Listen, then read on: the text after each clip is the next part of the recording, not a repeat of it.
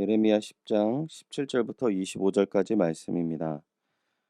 에워싸인 가운데에 앉은 자여, 내 짐 꾸러기를 이 땅에서 꾸리라. 여호와께서 이와 같이 말씀하시되, 보라, 내가 이 땅에 사는 자를 이번에는 내던질 것이라. 그들을 괴롭게 하여 깨닫게 하리라 하셨느니라.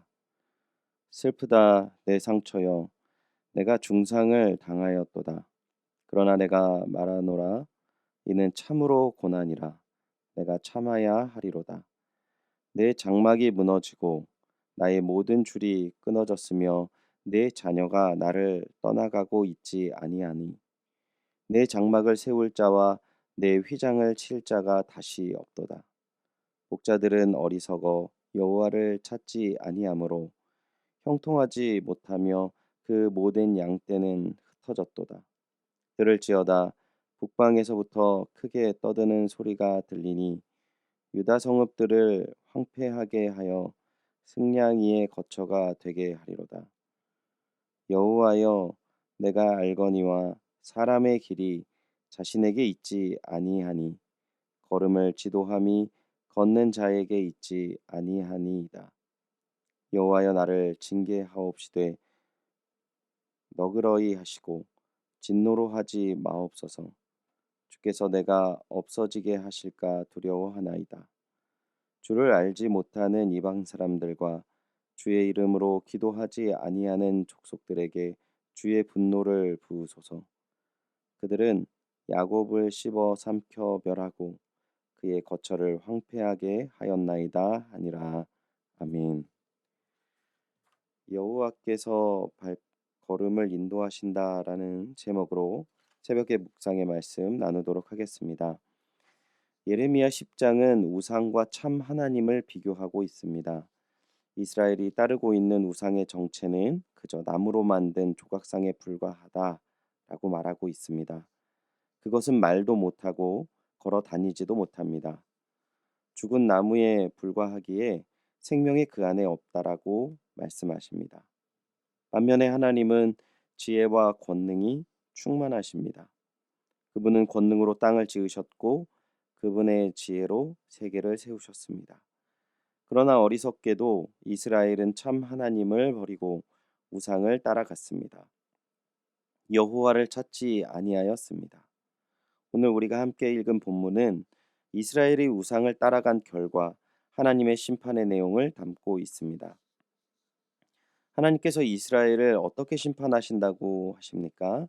18절을 보시면요. 여호와께서 이와 같이 말씀하시되, 보라, 내가 이 땅에 사는 자를 이번에는 내던질 것이라. 그들을 괴롭게 하여 깨닫게 하리라 하셨느니라. 아멘. 하나님께서는 반역한 주의 백성을 먼 곳으로 내치시고 그들이 자신의 죄를 깨닫고 회개할 때까지 직접 그들에게 고통을 주실 거라시라라고 선포하시는 것입니다. 그들이 죄를 깨달을 때까지 하나님이 그들에게 고통을 주신다는 것은 만일 그들이 회개하지 않는다면 그들의 고통은 끝나지 않을 것임을 암시하는 것이죠. 때문에 예레미야는 하나님의 계시를 전하면서도 커다란 애통의 마음을 갖고 있습니다.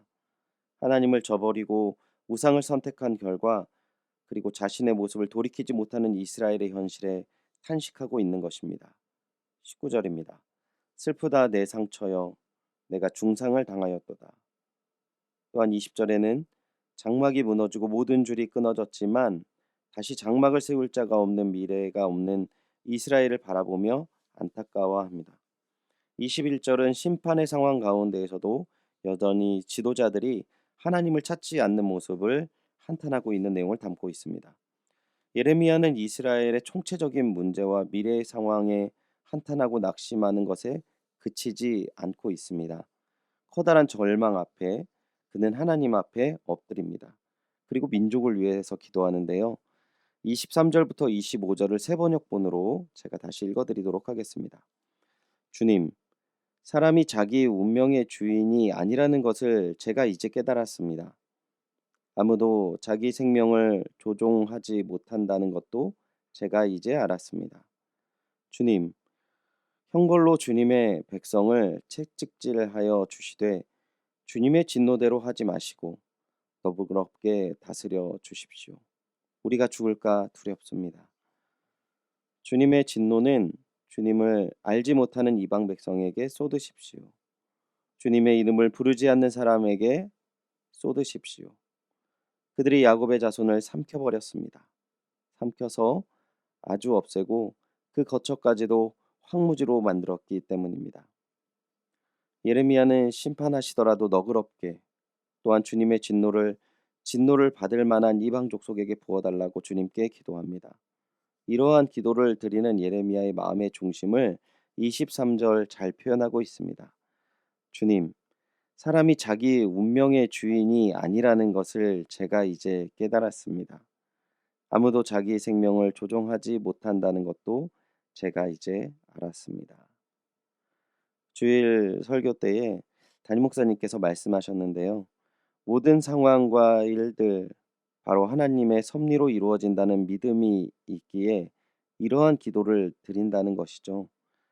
하나님이 계획하시는 일, 선하시는 주님만 의지하며 민족과 나라와 가족을 위해 오직 주님만 의지하면서 엎드려 기도하는 모습을 지금 예레미야는 잘 보여주고 있습니다. 사랑하는 주님의 동역자 여러분, 정말 마음이 애절하고 애통해야 하는 문제가 있으십니까? 이 시간 우리가 말씀을 의지하면서 우리의 길을 인도자 되어 주시며 섭리로 이끄시는 주님 앞에 엎드리시는 귀한 은혜를 누리시기를, 또한 그러한 기도를 드리시기를 간절히 소원합니다. 하나님 앞에 엎드림이 바로 회복의 시작이요 크신 하나님을 만나시는 귀한 은혜임을 기억하시길 바랍니다. 말씀을 정리하겠습니다. 이스라엘은 허망하고 생명이 없는 우상을 의지하고 하나님을 외면하였습니다. 그들은 주의 말씀을 듣지 않고 또한 거짓된 음성에만 귀를 기울였습니다. 그 결과 하나님의 심판이 임할 수밖에 없는 상황을 초래하였습니다.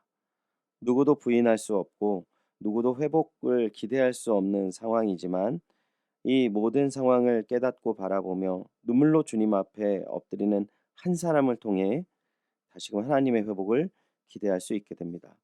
오늘 우리의 삶을 인도하시며 계획하시는 주님께 엎드리셔서 우리 마음속에 있는 무거운 모든 짐을 내려놓으시고 하나님의 은혜를 경험하시는 귀한 하루가 되시기를 주님의 이름으로 축원드립니다. 기도하겠습니다. 하나님, 주님의 그 귀한 은혜와 사랑을 허락하심을 너무나도 감사드립니다. 하나님, 우리의 작은 시각으로 세상을 바라보고 교회를 바라보고 가정을 바라볼 때 답답하고 어렵고 힘든 어려운 문제들이 정말 매일매일 매순간 매순간 저희들에게 가득 임하게 되는 것을 부인할 수가 없습니다. 그때마다 저희의 작은 지혜로 이 문제를 해결하여 하였습니다. 또한 그러한 문제를 해결한 것처럼 보이지만 근본적으로 해결되지 않아 또 다른 문제가 우리를 덮치고 있음을 주님 고백드립니다. 저희들의 믿음이 없음을 용서하여 주시옵소서. 주님, 오직 주님 앞에 저희의 모든 짐과 모든 문제를 내려놓고 오직 주님 앞에 엎드려 기도하게 하여 주시옵소서. 그리고 그 기도의 자리가 회복의 시작임을 깨닫게 하여 주시옵소서. 또한 그 기도의 자리를 통해서 하나님의 회복과 하나님의 풍성한 은혜와 하나님의 크신 그 은혜와 사랑을 만나고 경험하게 되는 귀한 은혜의 길을 열어 주시옵소서. 우리에게 부어주실 그 풍성하신 은혜와 사랑에 감사드리며 이 모든 말씀 주 예수 그리스도의 이름으로 기도드리옵나이다. 아멘. 말씀을 기억하시면서 기도하시기 바랍니다. 주님, 우리의 걸음을 인도하시는 하나님을 더욱더 의지하며 나아갑니다. 오직 주의 말씀에 순종하며 주님께 엎드리게 하여 주시옵소서. 코로나19의 조속적인 종식을 위해 그리고 코로나 예방접종이 안전하게 잘 진행될 수 있도록 기도해 주시기 바랍니다. 교회 모든 성도님들의 건강을 위해 기도해 주시고 특별히 접종하시는 모든 어르신들 건강하게 잘 접종이 되어질 수 있도록 또한 기도해 주시기 바랍니다.